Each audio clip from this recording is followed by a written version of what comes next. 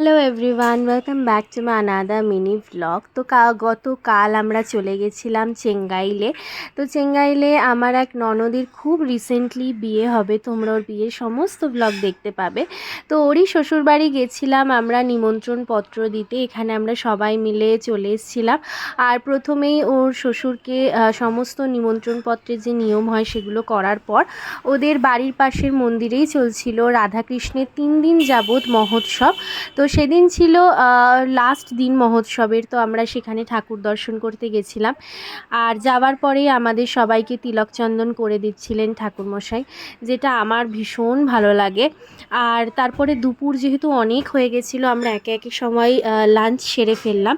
আর ওর সমস্ত ননদরা মিলে খুব সুন্দর সুন্দর ভেজ খাবার করেছিল, যেগুলো প্রত্যেকটা ভীষণই টেস্টি ছিল।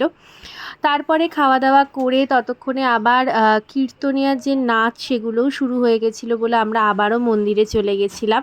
তো বেশ অনেকক্ষণ মন্দিরে দাঁড়িয়ে এগুলো দেখার পর একটু সুন্দর সুন্দর কাঠগোলাপ দেখতে পেয়ে শাশুড়ি বৌমা দুজনে কানের পাশে লাগিয়ে ভাবলাম একটু ফটো ভিডিও তুলে নিই।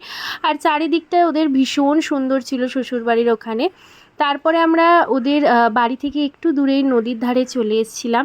ভীষণ সুন্দর লাগছিল, বিশ্বাস করো বিকালবেলায় তখন এত সুন্দর হাওয়া দিচ্ছিল যে কি বলবো। আর এখানে আমি, রোহিত, রাহুল তিনজনে মিলে একটু নিচের দিকে নামছিলাম। তো ভীষণ ভালো লাগছিল। আর আমি তো একটা সাইডে বসে জাস্ট এই ওয়েদারটাকে, এই নদীর পাড়টাকে এনজয় করছিলাম।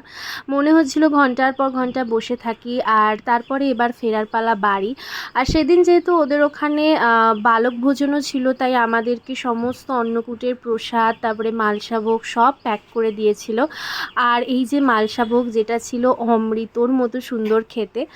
তোমাদের ভিডিওটা ভালো লাগলে চ্যানেলটা কিন্তু সাবস্ক্রাইব করে লাইক শেয়ার কমেন্ট করতে ভুলো না। টাটা।